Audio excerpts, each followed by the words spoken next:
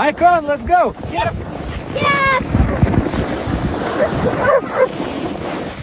Eso estuvo cerca.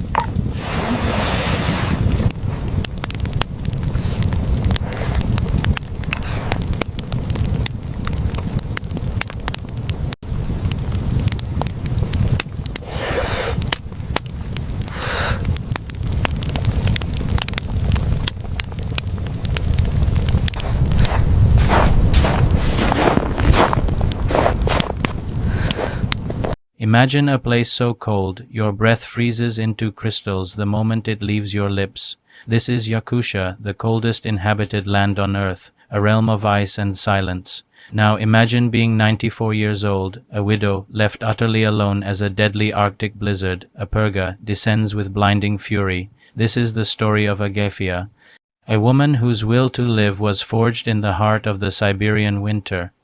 Her story begins not with a dramatic event, but with the quiet departure of her last remaining neighbor, a hunter who promised to return but was swallowed by the encroaching storm. Yakutia was left with nothing, no tools to chop wood, no stockpile of food, and no one to call for help. The wind, a screaming entity, clawed at the walls of her small aging cabin. It howled through the cracks, a predator seeking to steal the last remnants of warmth. Inside, the temperature plummeted, reaching depths unimaginable to most of us. -50, -60, then an unbelievable -71 degrees Celsius. At these temperatures, exposed skin freezes in seconds, and death is not a possibility, but a certainty. The first challenge was immediate: fire, the lifeblood of the Arctic. Without it, the cold would consume her. Her firewood was gone, buried under meters of fresh, impenetrable snow. Panic could have easily taken hold, a fatal mistake in this unforgiving environment, but Yakutia was a child of the taiga. Her mind, sharp as a shard of ice, raced through the memories of her ancestors, the survival knowledge passed down through generations. She remembered her husband teaching her that even in the most barren-looking hut, there is always fuel. Her eyes scanned the tiny room. The furniture, old and worn, was more than just wood. It was a collection of memories, a lifetime of shared moments. But survival demanded sacrifice. With her bare, wrinkled hands, she began to break apart a small wooden stool, a piece she and her husband had crafted decades ago. Each splinter that came off was a pang of sorrow, but also a spark of hope. She broke off small pieces, just enough to start a small precious flame in her rudimentary stove. This fire wasn't for comfort. It was a lifeline, a flickering beacon against the encroaching darkness of the frost. Next, water. The dehydration in the dry, frigid air is as dangerous as the cold itself. All the water outside was frozen solid, locked away in the iron grip of the permafrost. Yakutia knew the only source was the snow piling up against her door, but eating snow directly would dangerously lower her body temperature. So, using an old dented pot, she would open her door just a crack, battling the force of the blizzard to scoop in handfuls of fresh snow. She'd place the pot near her tiny fire, waiting patiently. As the snow melted into a few precious sips of water, each drop was a victory, a testament to her resourcefulness. Days blurred into an endless night. The storm raged on, a relentless siege. The walls of her cabin were no longer wood, but thick sheets of interior frost that glittered menacingly in the faint light of her small fire. The world outside had vanished, replaced by a white, roaring chaos.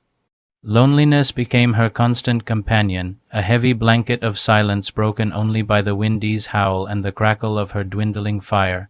She spoke to the spirits of the forest, to the memory of her husband, finding strength in the belief that she was not truly alone. Her body, frail with age, began to weaken. Food was a memory. Her reserves were long gone. Hunger gnawed at her, a dull, constant take. She found a small forgotten bag of dried berries and a handful of frozen fish scraps left in a corner. She rationed them with extreme prejudice, a few berries a day, a tiny sliver of fish. It was barely enough to sustain a child, let alone a 94-year-old woman fighting the coldest temperatures on the planet. Her body was consuming itself to stay alive, but her spirit remained unbroken. She spent her waking hours huddled under a pile of old reindeer and wolf fur blankets, heirlooms from a time when her home was full of life and laughter. These weren't just blankets. They were a shield, a cocoon of survival. She would drift in and out of a state between sleep and consciousness, conserving every calorie, every ounce of energy. In her lucid moments, she would pray, not for rescue, but for strength. Strength to see one more sunrise, to fight for one more hour. This was a primal struggle, a human being armed only with ancient knowledge and an indomitable will, against the full raw power of nature. There were no modern gadgets, no satellite phones, no emergency beacons. There was only Yakutia and the blizzard. It was a battle of Endurance fought on the very edge of human capability. Her small cabin, shaking under the weight of the snow and the force of the wind, became a microcosm of her own body, battered, freezing, but somehow still standing. Weeks passed. The purga eventually began to lose its fury. The relentless howling subsided into a mournful whisper. One morning, a sliver of pale sunlight pierced through a crack in her ice-covered window. It was a sight more beautiful than any treasure. Weak, emaciated, but alive, Agathia had survived. She had faced the Arctic's deadliest storm and had not surrendered. When a team of rescuers, alerted by her long-overdue neighbor, finally reached her cabin, they had to dig through meters of snow just to find the door. They expected the worst. Instead, they found a miracle. Inside the frost-caked hut, they found Agathia, weak but with a fire still burning in her eyes. Her story spread like wildfire across the frozen lands of Yakutia, a modern legend of resilience. Agathia's survival is more than just a thrilling tale. It is a profound lesson in human strength, a reminder that the most powerful tools we possess are not made of steel but are found within our own minds and hearts. It's the knowledge of our ancestors, the power of faith, and the simple, stubborn refusal to give up, even when the world turns to ice. Her story reminds us that within the most fragile of us can lie the most unbreakable spirit. Thank you for watching this incredible story of survival. If you were as moved by Agathia's strength as we were, please like this video, subscribe to our channel, and share her story. It deserves to be heard.